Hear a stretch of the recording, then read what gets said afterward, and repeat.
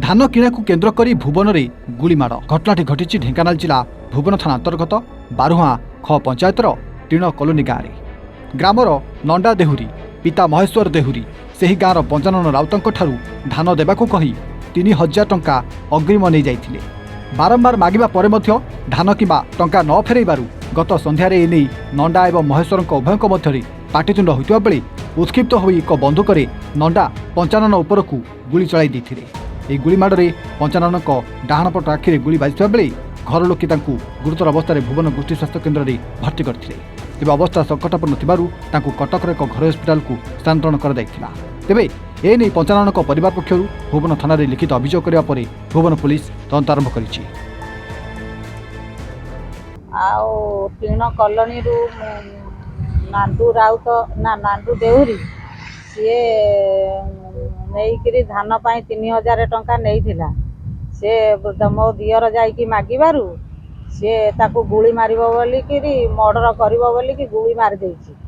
से होची कहला तते आज मु मारि देबी से पैसा पत्र न देई मो दियर को मारि देछि। भुवनेश्वर मेडिकल रे पड़ी नष्ट हो जाइए 6टा बेलर घटना रे से होची मारि देछि। संध्या 6टा 29 तारिख अरे मारिछि। मु थाना को आइछि एफआर कहि लिखैकरी जाइछि।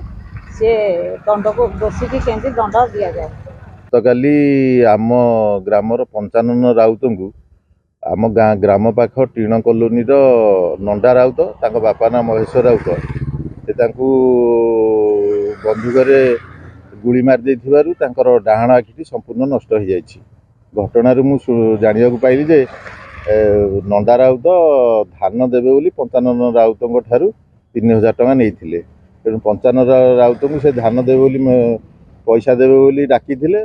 जेतेबेले पंचानन राउत गले से धान कि टंका न देई तांको जीवन रे मारिदेबे बोली कही से बंधुकरे जेतेबेले रागरे मारिदेले गुली तांकर आखिटी नष्ट हो जाइछि। बंधुक विषय में कहि परिबिनी जहाँ मु सुनिली खबर शुणिली। भुवनरू क्षीरचंद्र नायकों रिपोर्ट एवन ओडिशा।